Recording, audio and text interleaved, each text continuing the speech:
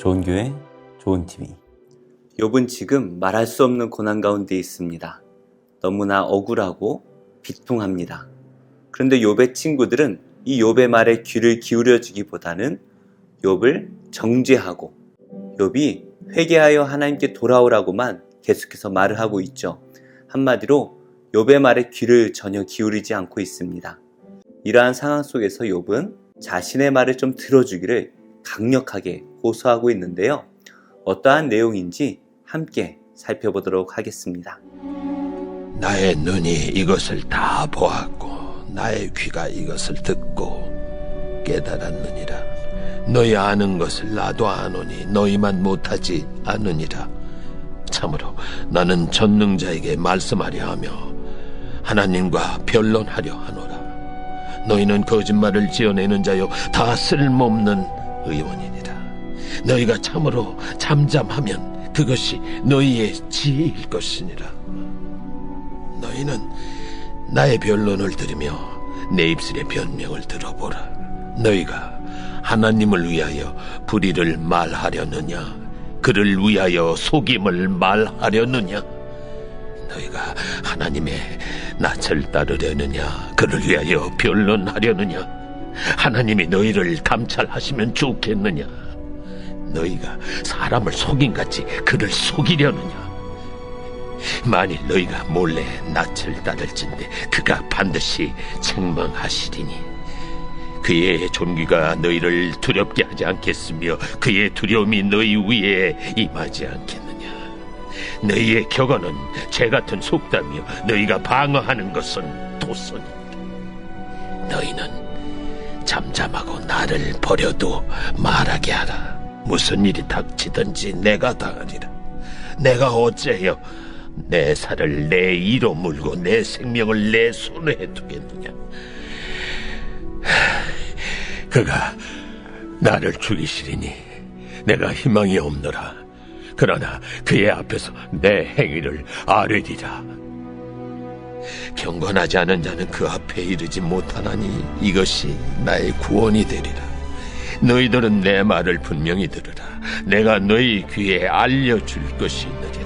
보라, 내가 내 사정을 진술하였거니와 내가 정의롭다 함을 얻을 줄 아노라. 나와 변론할 자가 누구이랴. 그러면 내가 잠잠하고 기운이 끊어지리라. 욥은 먼저 1절과 2절 말씀에서 이렇게 말을 하고 있죠. 나의 눈이 이것을 다 보았고 나의 귀가 이것을 듣고 깨달았느니라. 너희 아는 것을 나도 아노니 너희만 못하지 않으니라. 욥은 나도 너희가 아는 만큼은 안다라는 것을 말하고 있습니다. 세상이 어떻게 돌아가는지 그리고 하나님께서 무엇라 말씀하셨고 어떻게 역사하시는지 분명하게 보았습니다. 그런데 욥이 볼 때에 세상 가운데 하나님께서 불의를 행하시는 것들이 보여진다라는 것입니다. 분명히 친구들의 말처럼 권선징악의 하나님이시라면 불의를 행하시는 것이 아니라 세상에 불의를 남겨두지 않으셔야 되겠죠. 하지만 여전히 세상은 불의로 가득합니다. 그래서 욥은 3절의 말씀과 같이 하나님과 변론을 하고 싶다라고 계속해서 말하는 것이죠. 자기는 이렇게 고난을 받을 만한 어떠한 죄를 짓지 않았는데 이러한 고난이 자기에게 찾아왔다라는 것입니다. 이것이 너무나 불의하다라는 것이죠. 우리가 고난 가운데 씨름해야 될 대상은 하나님입니다. 세상 사람 누구라도 우리가 의지하다 보면 실망할 수밖에 없지요. 우리는 우리의 고난의 문제를 하나님과 끝까지 해결해야 됩니다. 그 방법은 바로 기도하는 것이죠.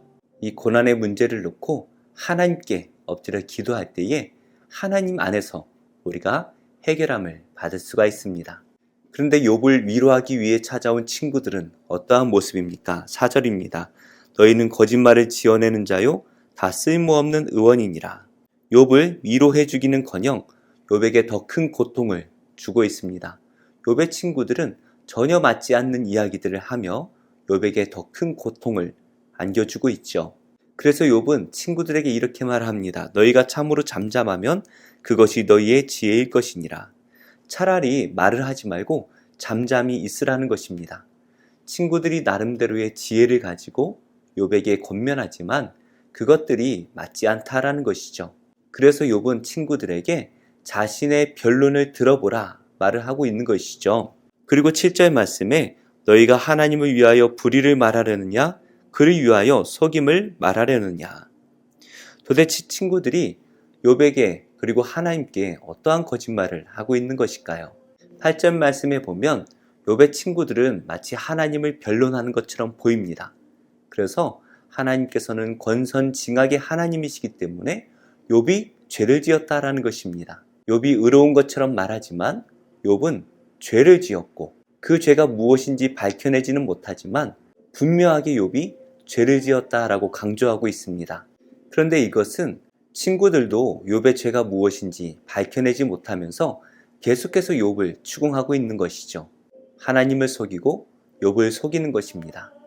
또한 욥이 보는 것처럼 세상은 불의로 가득합니다. 의로운 자가 고난을 분명히 받고 있죠.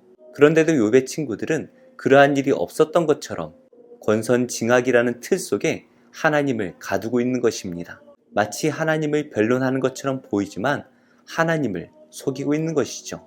그래서 욥은 10절의 말씀을 하고 있습니다. 만일 너희가 몰래 낯을 따를진대 그가 반드시 책망하시리니. 몰래 낯을 따른다 라는 말은 너희가 하나님을 조용히 속인다 라는 것을 말하는 것입니다. 하나님 편에 서 있는 척 하지만 그 말들은 속이는 말들이라는 것이죠. 그렇게 한다면 하나님께서 반드시 친구들을 책망하시고 벌을 내리실 것이다 라고 욥이 말하고 있죠. 그러면서 욥은 친구들이 하고 있는 격언들이 잘못된 것이다 라고 말을 하는데요. 12절입니다. 너희의 격언은 재 같은 속담이요 너희가 방어하는 것은 토성이니라. 재 같은 속담이다 라는 것은 하찮은 지혜다 라는 것을 말합니다. 그리고 토성이라는 것은 흙으로 만든 약한 성을 의미하는 것이죠. 그러니까 친구들이 하고 있는 이 지혜의 말들이 헛된 것들이다 라는 것을 말하고 있습니다. 그래서 13절에서 욥은 차라리 나를 내버려 두라 말하고 있죠. 그리고 욥은 친구들이 아니라 하나님과 변론하기를 구하고 있습니다. 이 고난이 왜 일어났는지, 그리고 나는 분명히 의로운데 하나님께서 왜 이렇게 나에게 고난을 주시는지 하나님과 변론을 하여서 결론을 맺고 싶다라는 것을 말하고 있죠. 14절 말씀입니다. 내가 어찌하여 내 살을 내 이로 물고 내 생명을 내 손에 두겠느냐. 욥은 자신의 생명을 자신이 어떻게 할 수 없다라는 것을 말하고 있죠.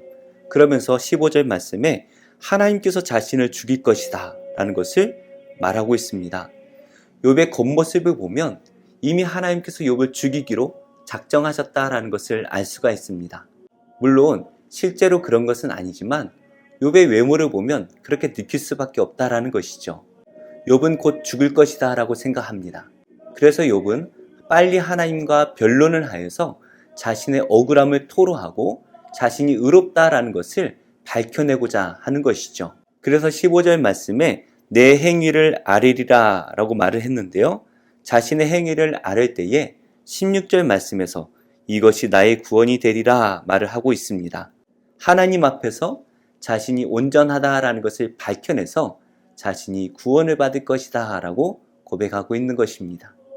욥이 계속해서 하나님과 변론하고자 하는 의도가 있죠. 18절 말씀인데요. 보라 내가 내 사정을 진술하였거니와 내가 정의롭다함을 얻을 줄 아노라. 하나님과 변론을 통해서 자신이 정의롭다라는 것을 얻고자 하는 것입니다. 욥은 자신이 정의롭다라는 것에 확신하고 있습니다. 하나님께서도 욥이 온전하다라고 말하실 정도로 욥은 의롭게 살았지요. 욥 자신이 그 사실에 대해서 잘 알고 있습니다. 욥은 늘 하나님 앞에서 온전하기 위해 힘썼던 사람입니다. 그래서 이 상황이 도무지 이해가 되지 않는 것이죠. 그래서 욥은 계속해서 하나님과 변론하고 싶어하고 그 하나님과 변론을 통해서 자신이 정의롭다라는 것을 밝혀내고자 하고 있습니다. 우리는 살다 보면 어떠한 일에 대해서 이미 결론을 맺고 그것을 주장할 때가 많이 있죠. 그러다 보면 좀 아닌 것 같지만 그 주장을 강하게 어필하다 보니 거짓말을 섞어야 될 때가 있습니다.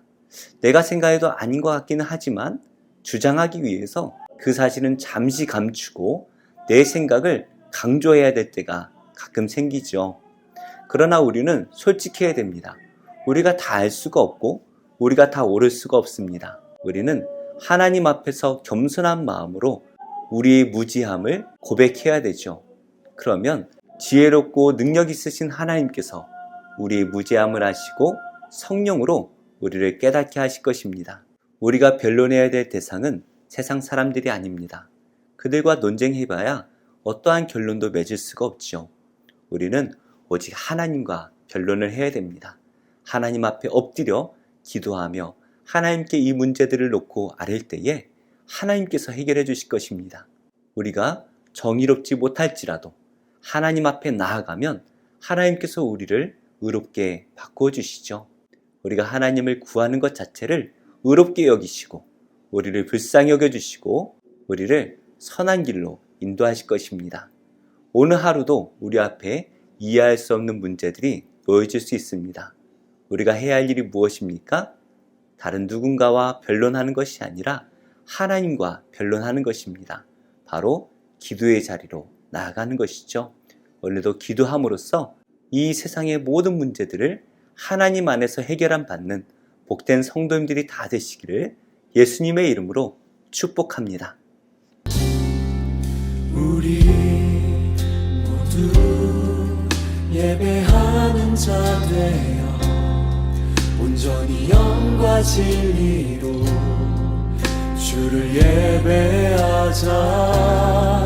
주가 우리와 함께 영원히 함께 하시고 마르지 않는 샘물로 우리 채우시리. 우리 모두 예배하는 자 되어 온전히 영과 진리로 주를 예배하자. 주가 우리와 함께 영원히 함께 하시고 마르지 않는 샘물로 우리 채우시리. 우리 모두 예배하는 자 되어 온전히 영과 진리로 주를 예배하자. 주가 우리와 함께 영원히 함께 하시고 마르지 않는 샘물로 우리 채우시리라. 우리 모두 예배하는 자 되어 온전히 영과 진리로 주를 예배하자. 주가 우리와 함께 영원히 함께 하시고 마르지 않는 샘물로 우리 채우시리. 우리